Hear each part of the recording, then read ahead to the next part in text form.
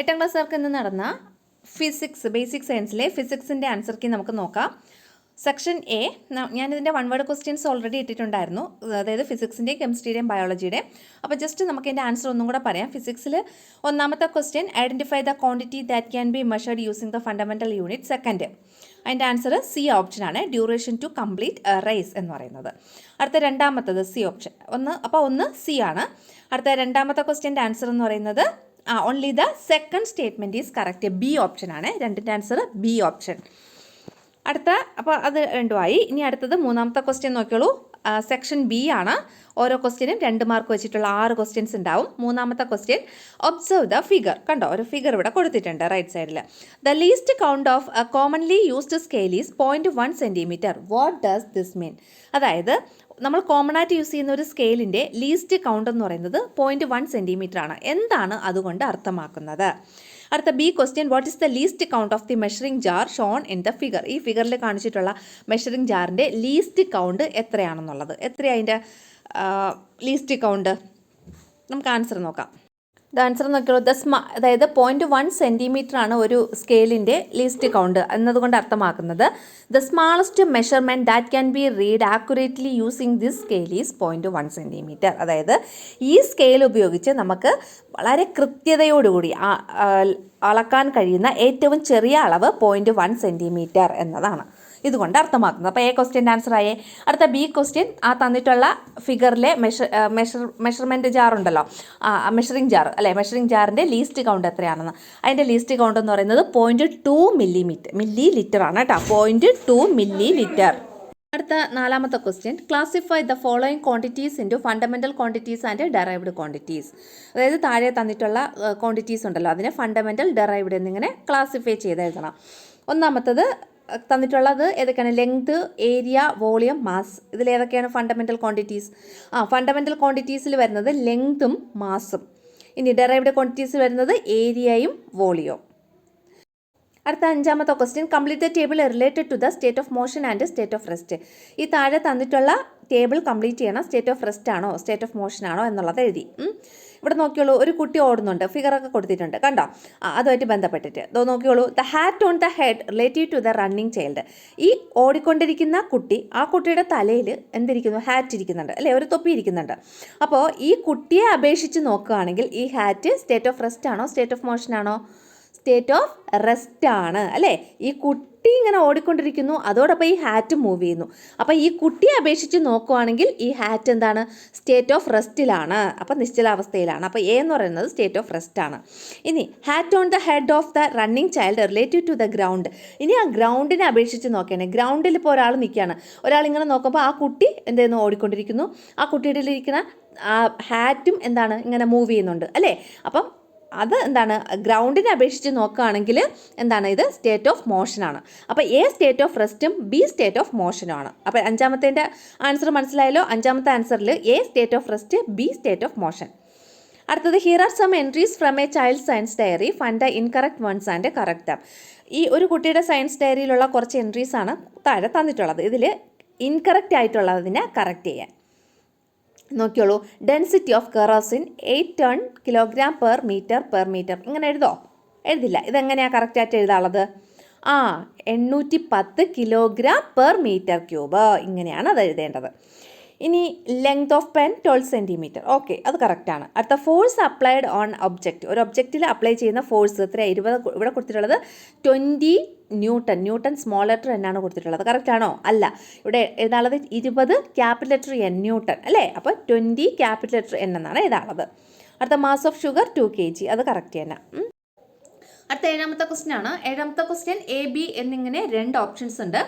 ഏതെങ്കിലും ഒരെണ്ണം നമ്മൾ എഴുതിയാൽ മതി. എ ക്വസ്റ്റ്യൻ ഇതാണ്, the motion of a mango falling from a tree. ഒരു മോഷൻ എന്താണ്? ഒരു മാംഗോ ഒരു ട്രീയിൽ നിന്ന് താഴേക്ക് വന്ന് വീഴുന്നുണ്ട്. അതിൻ്റെ cricket ball hit by a bat. ഒരു ക്രിക്കറ്റ് ബോളിനെ ഒരു ബാറ്റ് വെച്ച് ഹിറ്റ് ചെയ്യുന്നു. Both require force. രണ്ടിനും എന്ത് വേണം? ഫോഴ്സ് വേണം.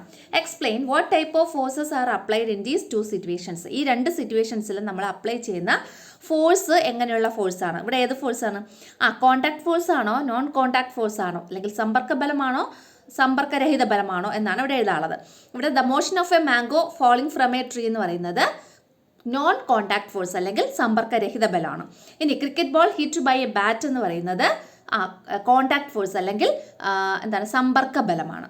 ഓക്കെ, ഇനി എൻ്റെ or question, when sliding A heavy box on a rough surface and moving the same box on a trolley with the tires, what is the difference in the quantity of force we need to apply? Explain. അതായത് ഒരു heavy ആയിട്ടുള്ള box, നല്ല ഭാരം കൂടിയ ഒരു box ഒരു rough സർഫസിൽ കൂടി നമ്മളിങ്ങനെ ഇങ്ങനെ സ്ലൈഡ് ചെയ്യുവാണ്, അല്ലെങ്കിൽ ഇങ്ങനെ വലിച്ചുകൊണ്ട് വരികയാണ്. ആൻഡ് മൂവ് ഈ സെയിം ബോക്സ് ഒരു ട്രോളി, ടയറൊക്കെ ഉള്ള ഒരു ട്രോളി വെച്ച് ഇങ്ങനെ നമ്മൾ കൊണ്ടുവരികയാണ്. ഇവിടെ രണ്ട് സ്ഥലത്തുമുള്ള ഫോഴ്സ് നമ്മൾ അപ്ലൈ ചെയ്യുന്ന ഫോഴ്സിൻ്റെ ക്വാണ്ടിറ്റിയിലുള്ള വ്യത്യാസം എന്താണ് എക്സ്പ്ലെയിൻ ചെയ്യാനാണ് പറഞ്ഞിട്ടുള്ളത്. അപ്പോൾ ആദ്യത്തേത് നമ്മൾ ഒരുപാട് ഫോഴ്സ് അപ്ലൈ ചെയ്യേണ്ടി വരും. രണ്ടാമത്തതിന് അല്ലേ, അതായത് ട്രോളി വിത്ത് ടയർ അല്ലേ, ഒരു same box with trolley on a trolley with ടയറിലാണെങ്കിൽ നമ്മൾ കുറച്ച് ഫോഴ്സ് അപ്ലൈ ചെയ്താൽ മതി. അപ്പോൾ അതിൻ്റെ ആൻസർ എങ്ങനെ എഴുതാം? A smaller force is enough when the box is on a trolley with tyres compared to box on a rough surface. അതായത് റഫ് സർഫസിലൊരു ബോക്സിനെ അപേക്ഷിച്ച് ട്രോളി വിത്ത് ടയർ അല്ലേ, ടയറുള്ള ഒരു ട്രോളി ബോക്സിൽ നമ്മൾ വളരെ കുറച്ച് ഫോഴ്സ് അപ്ലൈ ചെയ്താൽ മതി അത് മൂവ് ചെയ്യാൻ വേണ്ടിയിട്ട്. അപ്പോൾ ഇവിടെ സ്ലൈഡിങ് ഫ്രിക്ഷൻ, റോളിംഗ് ഫ്രിക്ഷൻ എന്നിങ്ങനെ രണ്ട് കാര്യങ്ങളും കൂടെ പറയുന്നുണ്ട് അല്ലേ.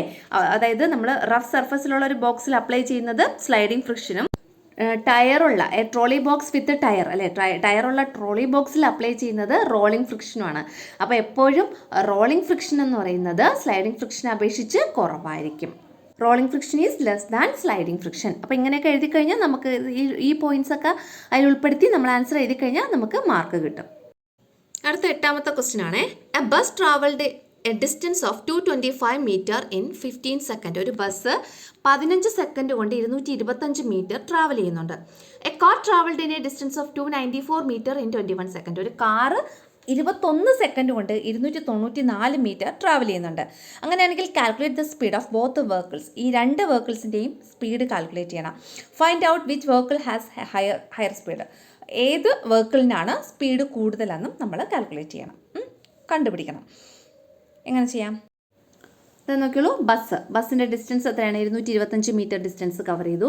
അത് ആ കവർ ചെയ്യാൻ എടുക്കുന്ന ടൈം 15 സെക്കൻഡ് ആണ്. Time 15 second. അപ്പോൾ അതിൻ്റെ സ്പീഡ് എങ്ങനെ കണക്ക് കൂട്ടാം? ആ ഡിസ്റ്റൻസ് ബൈ ടൈം ആണ്. ഡിസ്റ്റൻസ് 225 ഡിവൈഡഡ് ബൈ ടൈം എന്ന് പറയുന്നത് 15. അപ്പോൾ പരസ്പരം ക്യാൻസൽ ചെയ്യുമ്പോൾ നമുക്ക് 15 തന്നെ കിട്ടും. 15 × 15 ആണ് 225. അപ്പോൾ 15 എന്ന് കിട്ടും. അപ്പോൾ 15 മീറ്റർ പെർ സെക്കൻഡ് ആണ് ഇവിടുത്തെ സ്പീഡ് എന്ന് പറയുന്നത്, ആരുടെ സ്പീഡ്? ബസ്സിൻ്റെ സ്പീഡ്. ഇനി കാറിൻ്റെ സ്പീഡ്, കാറ് കവർ ചെയ്ത ഡിസ്റ്റൻസ് 294 മീറ്റർ എത്ര ടൈം കൊണ്ട്? 21 സെക്കൻഡ് കൊണ്ടാണ്. അപ്പോൾ അതിൻ്റെ സ്പീഡ് 294 ഡിവൈഡഡ് ബൈ 21. അത് പരസ്പരം ക്യാൻസൽ ചെയ്ത് പോകുമ്പോൾ നമുക്ക് 14 മീറ്റർ പെർ സെക്കൻഡ് എന്ന് കിട്ടും. 14 മീറ്റർ പെർ സെക്കൻഡ്. അപ്പോൾ കാറിൻ്റെ സ്പീഡ് 14 മീറ്റർ പെർ സെക്കൻഡും ബസ്സിൻ്റെ സ്പീഡ് 15 മീറ്റർ പെർ സെക്കൻഡ് ഒന്നും കിട്ടി. അങ്ങനെയാണെങ്കിൽ ആർക്കാണ് കൂടുതൽ വേഗത? Bus has higher speed. അതായത് ബസ്സിനാണ് വേഗത കൂടുതൽ. ഇവിടെ 8A, B എന്നിങ്ങനെ രണ്ട് ഓപ്ഷൻസ് ഉണ്ട്. എ ആണ് ഞാനിപ്പോൾ പറഞ്ഞത്. ഇനി അടുത്ത് നമുക്ക് ബി ക്വസ്റ്റ്യൻ നോക്കാം. ഓർ ക്വസ്റ്റ്യൻ ആണ്, a child took 9 second to reach C from A via B. അതായത് ഒരു കുട്ടി 9 സെക്കൻഡ് കൊണ്ട് ടു റീച്ച് സിയിലെത്തി. എവിടെ നിന്ന്? ഫ്രം എയിൽ നിന്ന്, വയ ബി വഴി അല്ലേ. അതായത് ഒരു കുട്ടി 9 സെക്കൻഡ് കൊണ്ട് എയിൽ നിന്ന് ബി വഴി സിയിലെത്തി. സെയിം ക്വസ്റ്റ്യൻ അല്ലേ നമ്മൾ ആ മോഡൽ ക്വസ്റ്റ്യൻ പേപ്പറിൽ ചെയ്തിട്ടുണ്ടായിരുന്നു. പിന്നെ നമ്മുടെ ആ യൂണിറ്റിൻ്റെ ലെറ്റസ് സോൾവിങ്ങിലും ഇതേ മോഡലിലുള്ള ക്വസ്റ്റ്യൻ ഉണ്ടായിരുന്നു അല്ലേ. അപ്പോൾ ഇതെല്ലാവർക്കും എല്ലാവരും ചെയ്തിട്ടുണ്ടാവും, അവർക്കൊക്കെ ആൻസറും കിട്ടിയിട്ടുണ്ടാവും. മറ്റേ ക്വസ്റ്റ്യനും ഇതേപോലെ ഉണ്ടായിരുന്നു. 8ാമത്തെ ക്വസ്റ്റ്യൻ, 8A ക്വസ്റ്റ്യനും. അപ്പോൾ നോക്കിയോളൂ, അപ്പോൾ ഇവിടെ 9 സെക്കൻഡ് എടുത്തു. അങ്ങനെയാണെങ്കിൽ ഇവിടെ എ ക്വസ്റ്റ്യൻ എന്ന് പറഞ്ഞാൽ what is the child speed? ചൈൽഡിൻ്റെ സ്പീഡ് എത്ര? ആ കുട്ടിയുടെ സ്പീഡ് എത്രയാണെന്ന് കണ്ടുപിടിക്കണം. അവിടെ നോക്കിയോളൂ, ഡിസ്റ്റൻസ്, അത് മൂവ് ചെയ്ത ഡിസ്റ്റൻസ്. എയിൽ നിന്ന് ബി വരെ 4 മീറ്റർ, ബിയിൽ നിന്ന് സി വരെ 5 മീറ്റർ. അപ്പോൾ 4 + 5 9 മീറ്റർ. ആ ടെക്സ്റ്റ് നമ്മുടെ ക്വസ്റ്റ്യൻ പേപ്പറിലുള്ള ആ ഒരു ഫിഗറില്ലേ, അത് നോക്കിയോ, ഒരു ട്രയാങ്കിളിൻ്റെ ഫിഗറില്ലേ, അതിൽ. അടുത്ത ടൈം എന്ന് പറയുന്നത് ഇത്രയും ഡിസ്റ്റൻസ് കവർ ചെയ്തെടുത്ത സമയം എന്ന് പറയുന്നത് 9 സെക്കൻഡ്. അങ്ങനെയാണെങ്കിൽ സ്പീഡ് എന്ന് പറയുന്നത് എന്താണ്? ഡിസ്റ്റൻസ് ഡിവൈഡഡ് ബൈ ടൈമാണ്. അപ്പോൾ ഡിസ്റ്റൻസ് 9 ഡിവൈഡഡ് ബൈ സമയം എന്ന് പറയുന്നത് 9. അപ്പോൾ 9/9 1 മീറ്റർ പെർ സെക്കൻഡ് എന്ന് കിട്ടും. അപ്പോൾ സ്പീഡ് എത്ര കിട്ടി? 1 മീറ്റർ പെർ സെക്കൻഡ്. അപ്പോൾ ഒന്നാമത്തെ ക്വസ്റ്റ്യൻ്റെ ആൻസർ നമുക്ക് കിട്ടി. ദൂരം 4 + 5 9 മീറ്റർ, സമയം 9 സെക്കൻഡ്, വേഗത 9/9 9/9 1 metre per second. B question, find out the time taken by the child to reach back C starting from C with double speed. അതായത് സിയിൽ നിന്ന് ഒരു കുട്ടി സഞ്ചരിച്ച് തിരിച്ച് സിയിൽ തന്നെ വന്നെത്തുവാണ് വിത്ത് ഡബിൾ സ്പീഡ്. സിയിൽ നിന്ന് സഞ്ചരിച്ച് സിയിൽ തന്നെ എത്തുവാണ്, അതിൻ്റെയോടൊപ്പം അതെന്താ ഡബിൾ സ്പീഡിലാണ് സഞ്ചരിക്കുന്നത്. നേരത്തെ ആ ചൈൽഡിൻ്റെ സ്പീഡ് എത്രയാണ്? 1 മീറ്റർ പെർ സെക്കൻഡ് ആയിരുന്നു. അപ്പോൾ ഡബിൾ സ്പീഡ് എന്ന് പറയുമ്പോൾ ഇപ്പോൾ എത്രയായിട്ടുണ്ട്? 2 മീറ്റർ പെർ സെക്കൻഡ് ആയിട്ടുണ്ട്. അങ്ങനെയാണെങ്കിൽ എന്താണ് ആ കുട്ടി എടുക്കുന്ന ടൈം എത്രയെന്ന് കണ്ടുപിടിക്കണം. എത്ര ടൈം എടുത്തിട്ടായിരിക്കും സിയിൽ നിന്ന് സഞ്ചരിച്ച് അത് സിയിൽ തന്നെ എത്തുന്നത്. അതായത് സിയിൽ നിന്ന് നേരെ ബിയിൽ പോകും, ബിയിൽ നിന്ന് പിന്നെ എയിൽ വരും, എയിൽ നിന്ന് വീണ്ടും സിയിൽ പോകും. കണ്ടോ? അങ്ങനെയായിരിക്കും അവിടെ സഞ്ചരിക്കുന്നത്. അപ്പോൾ ഇവിടെ നമുക്ക് ഡിസ്റ്റൻസ് ഇവിടെ തന്നിട്ടുണ്ട് അല്ലേ? 5 മീറ്റർ, 4 മീറ്റർ, 3 മീറ്റർ എന്നിങ്ങനെ തന്നിട്ടുണ്ട്. അപ്പോൾ നമുക്ക് ഡിസ്റ്റൻസ് കിട്ടും ഇതിൽ നിന്ന്. പിന്നെ എന്താണ് സ്പീഡ് എത്രയാണ്? ഡബിൾ സ്പീഡ് എന്ന് തന്നിട്ടുണ്ട്. അപ്പോൾ 1 മീറ്റർ പെർ സെക്കൻഡ് ആയിരുന്നു നേരത്തെ. അപ്പോൾ ഈ ഡബിൾ സ്പീഡ് എന്ന് പറയുമ്പോൾ അത് 2 മീറ്റർ പെർ സെക്കൻഡ് ആവും. ഇനി ടൈം എന്നാണ് നമുക്ക് കണ്ടുപിടിക്കേണ്ടത്. അപ്പോൾ ഈ സ്പീഡും ഡിസ്റ്റൻസിൽ നിന്ന് നമ്മൾ ടൈം കണ്ടുപിടിക്കണം. ഇവിടെ എത്രയാണ് നമ്മുടെ ഡിസ്റ്റൻസ് എന്ന് പറയുന്നത്? 5 + 4 + 3 എത്രയാണ്? 5 ഉം 4 ഉം 9, 9 ഉം 3 ഉം 12. ഇവിടെ ഡിസ്റ്റൻസ് എത്രയാണ്? 5 + 4 + 3 = 12 metre. Distance 12 metre, speed 2 metre per second ആണ്.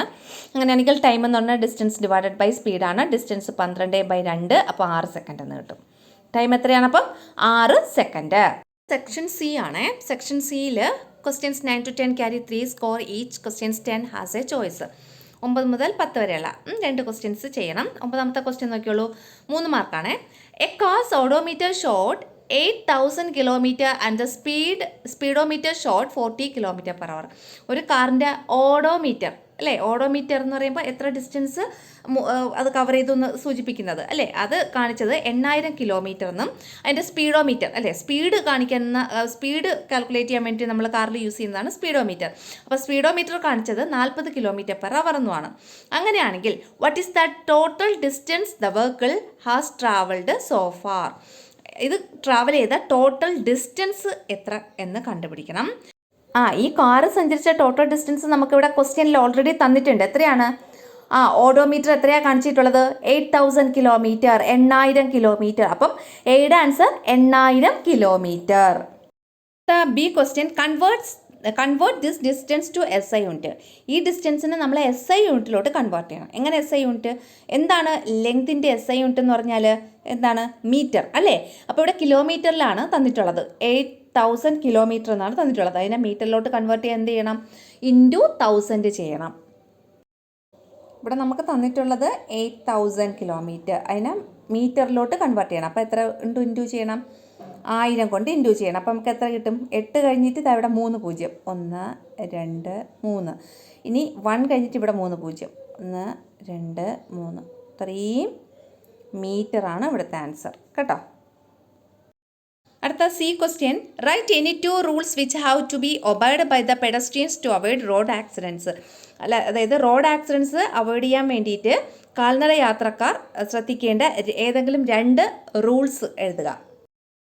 Cross the road at zebra crossing. Zebra ലൈനിൽ കൂടി റോഡ് മുറിച്ച് കിടക്കുക. Walk along the right side. വലതുവശം ചേർന്ന് നടക്കുക. അടുത്ത 10ാമത്തെ ക്വസ്റ്റ്യന്. 10ാമത്തെ ക്വസ്റ്റ്യന് ചോയ്സ് ഉണ്ട്. എ ക്വസ്റ്റ്യൻ ഇതാണ്. The density of an irregularly shaped stone is given. ഒരു ഇറഗുലറായിട്ട് ഷേപ്പ് ചെയ്തിട്ടുള്ള ഒരു സ്റ്റോണിൻ്റെ ഡെൻസിറ്റി തന്നിട്ടുണ്ട്. Describe a procedure to find the mass of the stone. ഈ സ്റ്റോണിൻ്റെ മാസ് കണ്ടുപിടിക്കാനുള്ള പ്രൊസീജിയർ എഴുതുക. Using a measuring jar, water and thread. ഒരു മെഷറിംഗ് ജാറും കുറച്ച് വെള്ളവും പിന്നെ ത്രെഡും അല്ലേ, നൂലും ഉപയോഗിച്ച്. നമ്മളൊരു ആംഗ്ലറ്റിൻ്റെ വോളിയം കണ്ടുപിടിക്കാനുള്ള ഒരു മോഡൽ ക്വസ്റ്റ്യൻ പേപ്പറിൽ ചെയ്തിട്ടുണ്ടായിരുന്നില്ലേ? അത് ചെയ്യണം. അതിനുശേഷം അപ്പോൾ നമുക്കിതിൻ്റെ വോളിയം കിട്ടും. പിന്നെ ഡെൻസിറ്റി ഇവിടെ തന്നിട്ടുണ്ട്. ആ സ്റ്റോണിൻ്റെ ഡെൻസിറ്റി ഇവിടെ തന്നിട്ടുണ്ട്. ഇവിടെ എന്താ നമുക്ക് കണ്ടുപിടിക്കാനുള്ളത്? ഇവിടെ കണ്ടുപിടിക്കാനുള്ളത് അതിൻ്റെ മാസ്സാണ് അല്ലേ? അപ്പോൾ നമുക്കറിയാം ഡെൻസിറ്റി കണ്ടുപിടിക്കാനുള്ള ഇക്വേഷൻ മാസ് ഇൻറ്റു വോളിയം ആണ് അല്ലേ?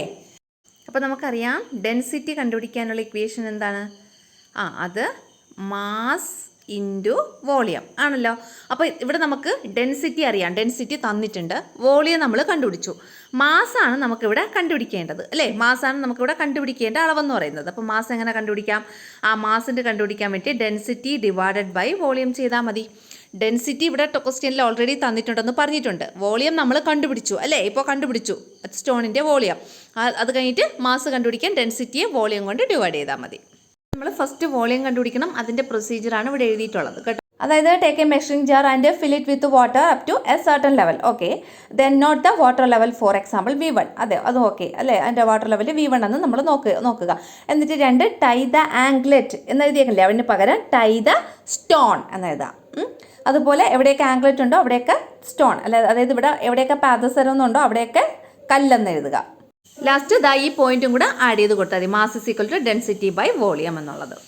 അപ്പോൾ ഇവിടെ ഈ മാസ് ഇസ് ഈക്വൽ ടു സാന്ദ്രത ഡിവൈഡഡ് ബൈ വ്യാപ്തം, ഈ ഒരു പോയിന്റും കൂടെ ആഡ് ചെയ്ത് എഴുതുക.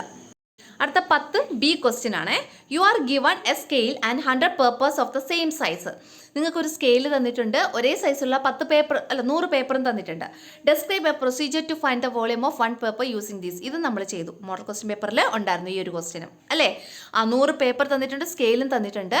അപ്പോൾ ഈ ഒരു പേപ്പറിൻ്റെ വോളിയം കണ്ടുപിടിക്കാനുള്ള പ്രൊസീജിയർ എഴുതാനാണ് പറഞ്ഞിട്ടുള്ളത്. ഇതൊരു പ്രോബ്ലം ആയിട്ടായിരുന്നു അതിൻ്റെ അകത്ത് തന്നിരുന്നത് അല്ലേ. നോക്കിയുള്ള അതിൻ്റെ പ്രൊസീജിയറാണ് ഇവിടെ എഴുതിയിട്ടുള്ളത്. Procedure to find the volume of 1 paper. ഒരു പേപ്പറിൻ്റെ വോളിയം കണ്ടുപിടിക്കാനുള്ള പ്രൊസീജിയർ. ഒന്നാമത്തെ 1, 2, 3 എന്ന് നമ്പർ ഇട്ട് എഴുതിയിട്ടുണ്ട്. Take the 100 papers. ഈ 100 പേപ്പർ എടുക്കുക. Measure the length L and breadth B of 1 paper using the scale. Scale ഉപയോഗിച്ച് ഒരു പേപ്പറിൻ്റെ ലെങ്തും ഒരു പേപ്പറിൻ്റെ ബ്രെഡ്ത്തും നമ്മൾ കണക്കാക്കുക. Measure the total thickness of the stack of 100 papers using the scale. എന്നിട്ട് സ്കെയിൽ ഉപയോഗിച്ച് ഈ 100 പേപ്പറിൻ്റെ തിക്നെസ് കണക്കാക്കുക. Find the thickness of 1 paper. അതിൽ നിന്ന് ഒരു പേപ്പറിൻ്റെ തിക്നെസ് നമ്മൾ കണക്കാക്കുക. എങ്ങനെയാണ് ഒരു പേപ്പറിൻ്റെ തിക്നെസ് കണക്കാക്കുന്നത്? 100 പേപ്പറിൻ്റെ തിക്നെസ് എത്രയാണോ ഡിവൈഡഡ് ബൈ 100 ചെയ്താൽ മതി. അതവിടെ മെൻഷൻ ചെയ്തിട്ടില്ല. അത് കഴിഞ്ഞിട്ട് 5ാമത്തത് find the volume of 1 paper. ഇനി നമ്മൾ ഒരു പേപ്പറിൻ്റെ വോളിയം കണ്ടുപിടിക്കണം. വോളിയം കണ്ടുപിടിക്കേണ്ട ഇക്വേഷൻ എന്ന് പറയുന്നത് length into breadth into thickness, അതാണ്. അപ്പോൾ അത് ഉപയോഗിച്ച് നമ്മൾ ഒരു പേപ്പറിൻ്റെ വോളിയം കണ്ടുപിടിക്കേണ്ട. മലയാളം മീഡിയംകാർക്കുള്ള നോട്ടാണ് താഴെ തന്നിട്ടുള്ളത്. അപ്പോൾ ഇത്രയാണ് ഫിസിക്സിൻ്റെ ആൻസർ കീ എന്ന് പറയുന്നത് ഇന്ന് നടന്ന എക്സാമിൻ്റെ. എക്സാം എങ്ങനെയായിരുന്നു എന്ന് എല്ലാവരും ഒന്ന് കമൻറ്റ് ചെയ്യാം കേട്ടോ.